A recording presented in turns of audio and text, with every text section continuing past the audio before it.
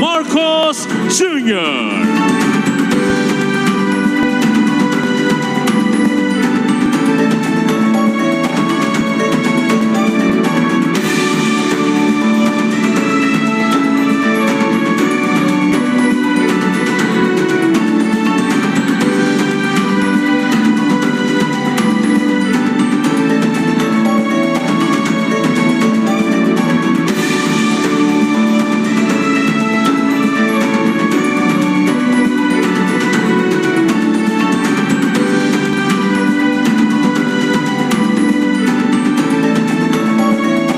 Magsiupo po tayong lahat.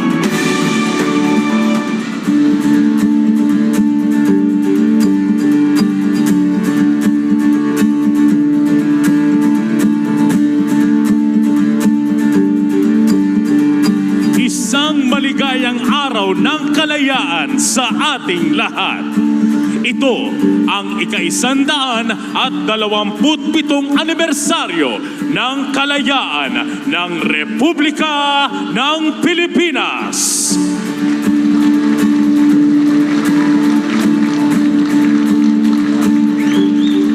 Mga kababayan, upang maghatid ng kanyang mensahe para sa sambayan ng Pilipino, ang Pangulo ng Republika ng Pilipinas, Ferdinand R. Marcos Jr.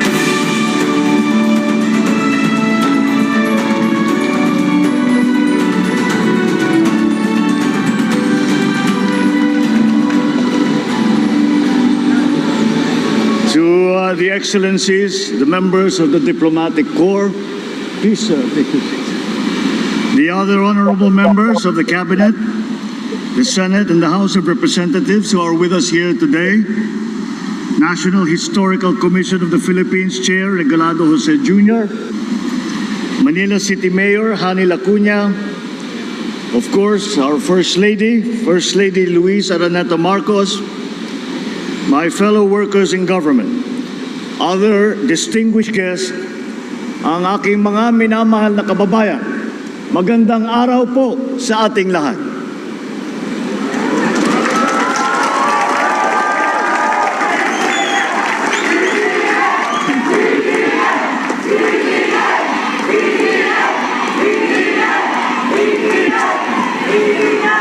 Isang 127 taon ang nakalipas na nang itinaas ang ating bandila sa Kawit, Cavite. Ngunit bago pa man dumating ang araw na iyon, maraming buhay ang naialay, pamilyang nagkawalay at kinabukasang nasira, makamit lamang ang kasarinlan.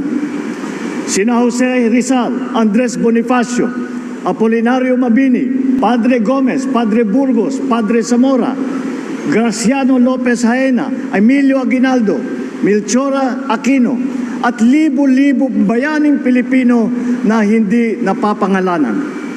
Sila ang mga Pilipinong nag-alay ng pawis, dugo at pangarap upang makamtan natin ang kalayaang ating tinatamasa. Mula sa kanilang sakripisyo, unti-unting umusbong ang Republika ng Pilipinas. Ngunit sa batang edad ng kasaysayan ng ating bansa, hinarap natin ang hamon ng digmaang pandaigdig, ang krisis sa langis, ang globalisasyon. Sa harap ng lahat ng mga hamon na ito, unti-unting lumakas at naging isang ang ating bansa. Pinagtibay ng apoy, ng sakripisyo at ng luha. Ngayon, malaya nating na ipapahayag ang ating saloobin nang walang kinakatakutan at malayang nagagawa ang naisin na walang iniiwasan. Dahil sa bagong Pilipinas, hindi kasalanan ang pagbibigay ng opinyon at lalong hindi mali ang kritisismo. Bagkus ito ang nagbibigay buhay at kinang sa ating demokrasya. Ngunit ang kalayaan at ang demokrasya, tulad ng pag-ibig sa tinubuang lupa, kailangang inaalagaan, binabantayan at ipinaglalaban. Dahil ang totoong kalaban ng kalayaan ay ang pagiging manhid.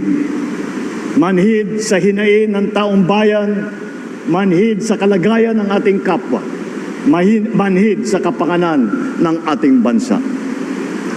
Tayong mga kagawad ng pamahalaan, mga tagapagmana ng kalayaan, huwag nating sayangin ang pagkakataon at tiwalang ipinagkaloob sa atin. Pananagutan, yan ang sigaw ng sambayanan. Mula sa sirang tulay, kalsada, mahal na pagkain, kakulangan ng kuryente, ang nais ng taong bayan ay tunay na pagkilos at na pagserbisyo. Ang solusyon ay ang pagpapaginhawa ng buhay ng bawat isa. Bilisan ang pagtugon sa mga ngailangan ng ating mga kababayan. Taasan ang kalidad ng serbisyo at iwasto ang ating pagkukulang. Pananagutan natin hindi lang ang mga umaabuso sa tungkulin, maging ang mga nagkukulang sa paglilingkod. Dahil mas madadama ng Pilipino ang kalayaan kung may pagkain sa hapag, may maayos na transportasyon, may gamot para sa mga may sakit, at may dignidad ang bawat manggagawa. At sa mga kapwa kong Pilipino, patuloy natin ipaglaban ang ating kasarinlan. Huwag nating kakalimutan na ang kalayaan ay hindi binibigay. If we look at what is happening around the world today, freedom is fleeting. Fake news, misinformation, herd mentality can erase our way of life, our culture, our value system that we hold so dear. Ang mga kasinungalingan walang hangganan, mga balitang walang katotohanan at maling impormasyon, ito ang mga salot sa ating kalayaan. Nakakalungkot din na may ilan din sa ating mga kababayan ay pinipilit ang maling paniniwala para sa interes ng iba at hindi para sa kapakanan ng ating mga kababayan Pilipino. Maging mapanuri tayo lagi. Alamin natin ang totoo. Labanan ang mga kasinungalingan. Piliin natin maging tapat kahit walang nakakakita. Piliin natin na manindigan, lalo na kung may nagkakamali. Piliin natin ang pagkakaisa sa gitna ng pagkakaiba. Let us honor this day not just by remembering the sacrifices of our forefathers. We must live with the same courage and love of country. For freedom is not just something that we inherit, but a right that we must protect every single day. Kaya ngayong araw, habang ipinagdiriwang natin ang ating kalayaan, lalo natin paigtingin ang pagmamahal at paglilingkod sa ating minamahal na Pilipinas. Nasa ating kamay ang kapangyarihan na bumuo ng bagong Pilipinas na maaari nating ipamana sa ating mga anak at sa kanilang mga anak. Maraming salamat po. Mabuhay ang ating mga bayani, mabuhay ang sambayanang Pilipinos, at mabuhay ang bagong Pilipinas na ating araw-araw na ipinipili. Magandang umaga po sa inyong lahat.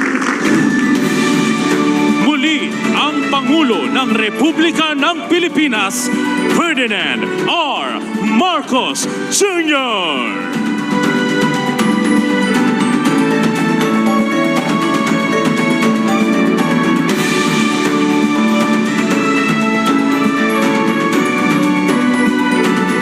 Sandali ay sabay-sabay nating masasaksihan ang pinaka-aabangang Parada ng Kalayaan. Ipagdiwang ang kalayaan. Sariwain ang kasaysayan. At sama-samang humakbang tungo sa kinabukasan. Samut-saring kulay. Samut-saring pinanggalingan. Iisang puso't diwa. Ito ang Parada ng Kalayaan.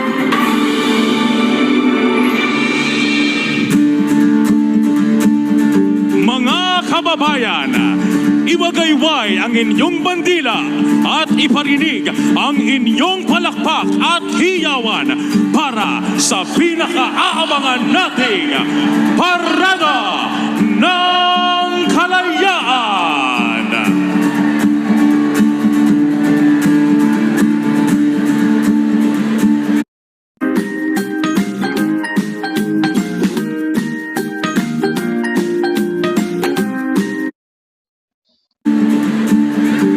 Isang mapagpalang umaga ang aming hatid na pagbati sa inyong lahat, mga minamahal naming mga kababayan at panauhin.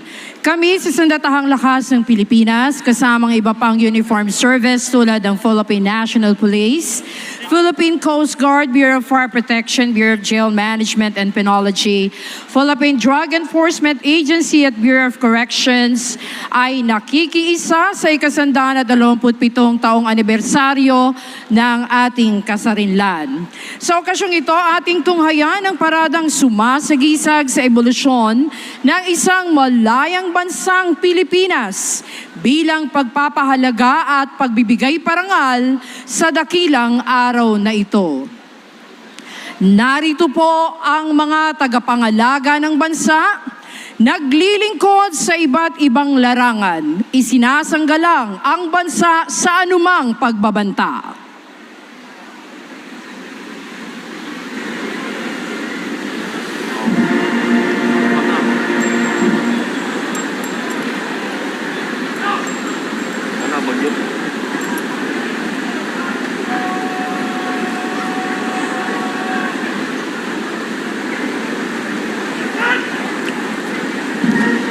Bumubungad po ang parada na kinabibilangan ng ating mga kawal Pilipino, ang mga kasapi ng ating Sandatahang Lakas sa pamumuno ng komandante ng Sandatahang Lakas at ang kanyang kalupunan.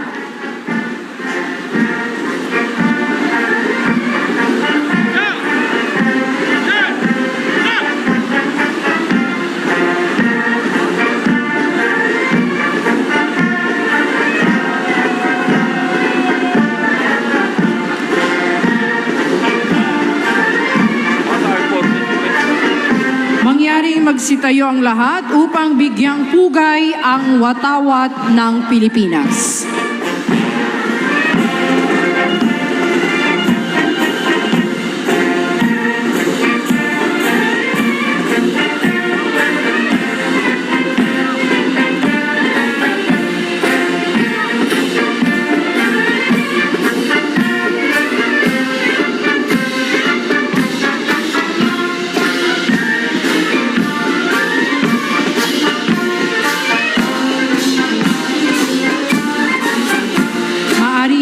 Magsiyo po ang lahat. Sumusunod ang pinagsamang banda ng ating Sandatahang Lakas ng Pilipinas. Ang unang brigada sa kasuotang gala ay pinangungunahan ng batalyon ng Corps ng mga kadete ng ating Sandatahang Lakas ng Pilipinas. Mula sa prestiyosong Akademya Militar sa Bansa o Philippine Military Academy, ang mga ginoo at binibining ito ang mamamahala sa iba't ibang sangay ng Sandatahang Lakas. Ikinikinta sa kanilang puso't isipan ng kagitingan, integridad at katapatan. Sila na sa hinaharap ay magiging kaagapay sa pagsusulong ng kapayapaan at kaunlaran ng bansa. Sumusunod po ang mga kadete ng Philippine Merchant Marine Academy o PMMA, isang institusyon sa pangmataasang edukasyon sa larangan ng nabal na pinangangasiwaan ng pamahalaan. Maaari silang makapamili ng kanilang papasukang propesyon bilang Merchant Marine, kasapi sa Philippine Navy at Philippine Coast Guard. Narito ang talupad ng ating mga kawal ng Philippine Army na laging nakahandang maglingkod sa iba't ibang pamamaraan habang sinisiguro ang kalupaang teritorial. Isinusulong ang kaalaman sa pamamagitan ng Army Literacy Patrol System at iniaangat ang antas ng kabuhayan ng ating mga kababayan. talupad ng mga kawal ng Philippine Navy. Ang nangungunang tagapagtanggol at tagapangalaga ng ating nasa sakupang dagat. Nagsasagawa ng rescue at relief operation sa panahon ng kalamidad, kabilang na rin ang pangangalaga sa yamang dagat at kapaligiran nito.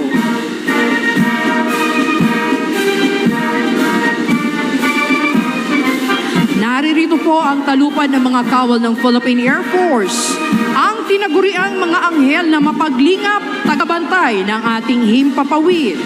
Sumusuporta para sa tactical air support at mobility para sa mga tauhan at kagamitan ng sandatahang lakas. Kanilang napatunayan ang kagitingan sa gitna ng mga labanan at sa pagsaklolo sa panahon ng kalamidad. Pangalawang brigada sa kasuotang battle dress attire ay binubuo ng Special Operations Forces. Nangunguna rito ang Scout Ranger at Special Forces ng Philippine Army. Mga individual na nakaaangat ang kasanayan at sinusuong ang operasyong tulad ng Small Unit Operations mula reconnaissance, intelligence, demolitions, gayon din ang jungle warfare and conventional warfare, mga operasyong kontra-terorismo, at iba pang mga pagbabanta sa pagsupil sa kalayaan at demokrasya. Sinusundan ito ng Special Operations Forces ng Philippine Navy, ang Naval Special Operations Command, Force Reconnaissance Group at Philippine Marine Corps. Sinana yung mga unit na ito sa natatanging operasyon sa psychological at unconventional warfare, mapatubig, lupa at ere. Kabilang ang operasyong ukol sa reconnaissance, close combat, demolition, intelligence at underwater. Ang magigiping nakasapi ng ating hukbong himpapawid ng Pilipinas. Kinatawan ng iba't ibang pangunahing sistema na sumusuporta sa iba't ibang misyon ng ating sandatahang lakas ng Pilipinas.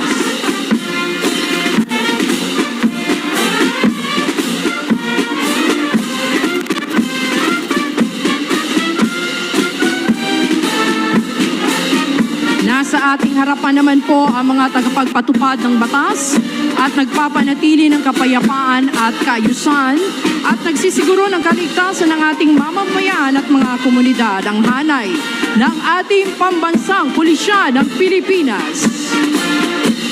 Nangunguna rito ang batalyon ng mga kadete mula sa kilalang Philippine National Police Academy. Kinuhubog ang mga karakter ng mga kadeteng ito upang mamuno sa hinaharap ng nananaigang paglilingkod, karangalan at hustisya, gayon din bilang makadiyos, responsable at respetado mga public safety officer.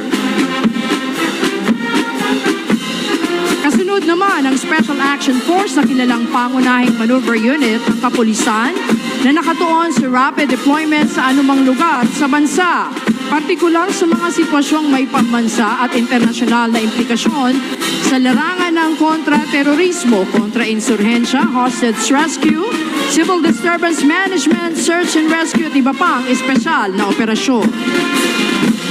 Naririto rin po ang National Capital Region Police Office kaisa sa pagpapanatili ng kapayapaan, kaayusan at kaligtasan ng ating mga komunidad. Sumusunod ang mga tauhan ng PNP Aviation Security Group, Explosive Ordnance Division, ang Mobile Force Battalion, SWAT at Highway Patrol Group na tinaguriang The Guardians of the Highway. Nariyan din po ang PNP Search and Rescue Forensic Group at Civil Disturbance Management. Tapat sa kanilang tungkulin, patuloy na ginagampanan ng Philippine Coast Guard ang mahalagang misyon na protektahan ang buhay at ari-arian sa karagatan, ipatupad ang mga batas maritimo at panatilihin ang ating soberenya sa loob ng karagatang saklaw ng Pilipinas. Sa bawat akbang ng kanilang marcha, tangan ng disiplina, lakas at kahandaang likas ng bawat tagapangalaga ng ating baybay. Ipinamana sila ang mataas sa antas ng profesionalismo at disiplina ng Coast Guardian sa kanilang pinakamataas na anyong seremonyal. Ipinapakita ng kanilang presensya ang kakayahan ng Coast Guard na umangkop sa iba't ibang tungkulin. Mula search and rescue, pagpapatupad ng batas sa karagatan, pagtugon sa mga sakuna hanggang sa pangangalaga ng kalikasan. Sumusunod po ang mga kinatawan ng Bureau of Fire Protection sa pamumuno ni Fire Chief Superintendent Punto Maslang. Responsable ang ahensyang ito sa pagsisiguro ng kaligtasan ng mamamayan sa pamagitan ng pag-iwas o supresyon ng panganib at kapinsalaang dulot ng sunog. Bahagi ng pagsisiguro ng BFP ay ang pagtuon sa mga paalala at mga hakbangin laban sa sunog. Ang edukasyon sa fire safety, fire protection at life safety systems.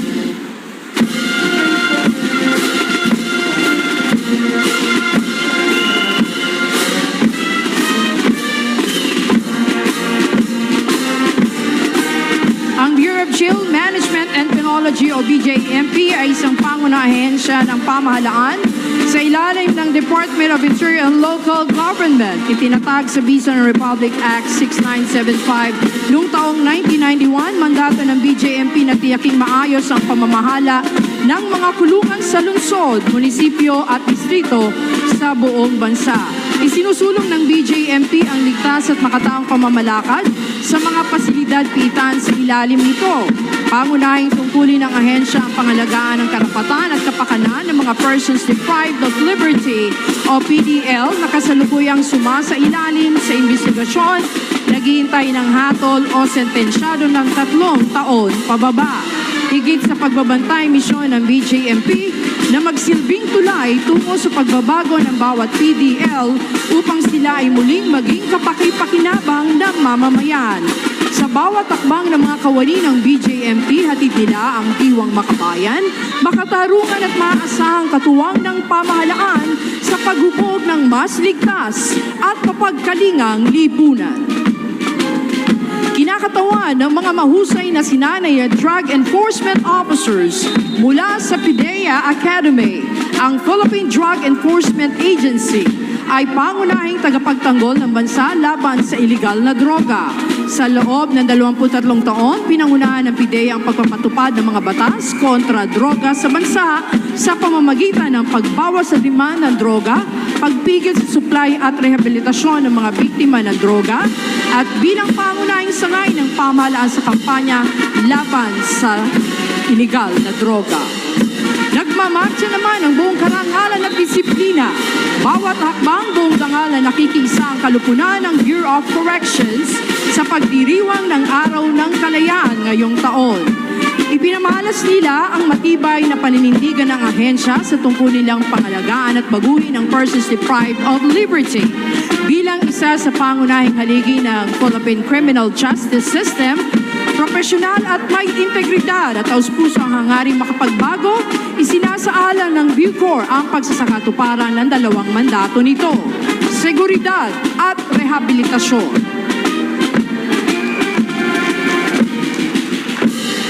Sa ating kalangitan, mga kababayan, nakikita nyo ang mga sasakyang panghimpapawid ng ating sandatahang lakas at bibigay pugay sa mahalagang araw na ito. Kabilang po riyan ng SF-260 Marcheri T-41 Mescalero, S-70I Black Hawk, S-76 Sikorsky at Sokol Aircraft. Naririto naman po ang mga sasakyan gamit pandigma at pang-humanitarian assistance and disaster response operations. Gayon din ang tauhang kabilang sa espesyal na unit at mga pansuport ng unit mula sa hanay ng uniformadong ahensya. Nanguna po rito ang ating chemical, biological, and radiological nuclear team ng Philippine Army, ang ating Kia Light Tactical Vehicle at ang ambulance. Nasa inyo pa rin harapan ang search and rescue team mula po sa hanay ng ating hukbong katihan ng Pilipinas. Sumusunod po ang ating APC o Armored Personnel Carrier V300 at ang Fire Support Vehicle V300 mula po sa Philippine Navy Marines. Nasa inyong harapan naman ang Sabra Light Tank mula po sa ating Philippine Army.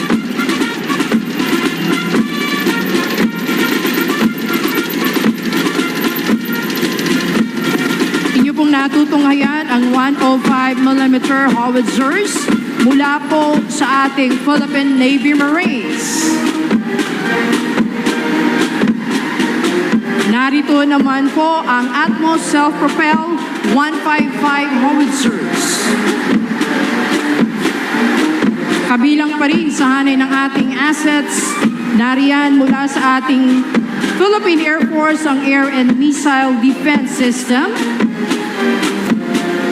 ang Command, Control and Communication Van mula po sa ating Philippine Navy, ang Regional Hall Inflatable Boat mula po sa ating Philippine Navy na bahagi pa rin po ng para sa rescue missions. Sa hanay naman po ng ating pambansang pulisya ng Pilipinas, inyong natutunghayan ang Highway Patrol Group Motorcycles, ang Explosive Ordnance and Disposal, gayon din po ang K9 CBRN team mula po sa ating Philippine National Police at SWAT.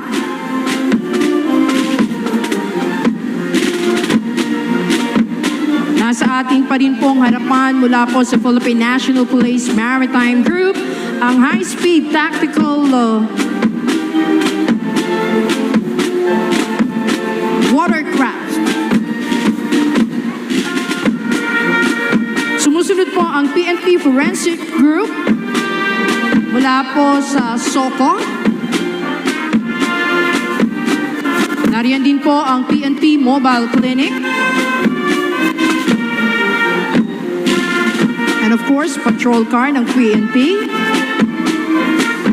Ang Multi-Purpose Armored Vehicle and Commando B-150. Narito rin po ang rescue teams mula naman sa ating Coast Guard. Nariyan din ang kanilang watercraft asset, ang Regent Hall Inflatable Boat.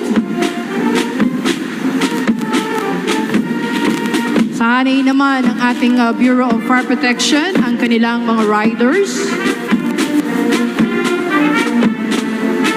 Ang Emergency Medical Service, ang BFP Rescue Truck,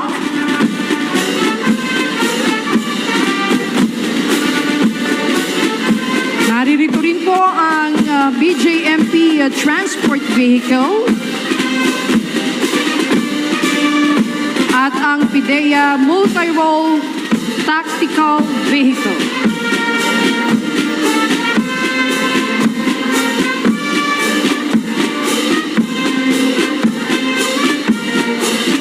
Mga kababayan, atin pong natunghayan ng ating sandatahang lakas, ang pambansang pulisya, ang tanod baybay ng Pilipinas, kasama ang Bureau of Fire Protection, ang Bureau of Jail Management and Penology at Philippine Drug Enforcement Agency, ang Bureau of Corrections, maaasahan mapaanumang larangan saan man at kailanman.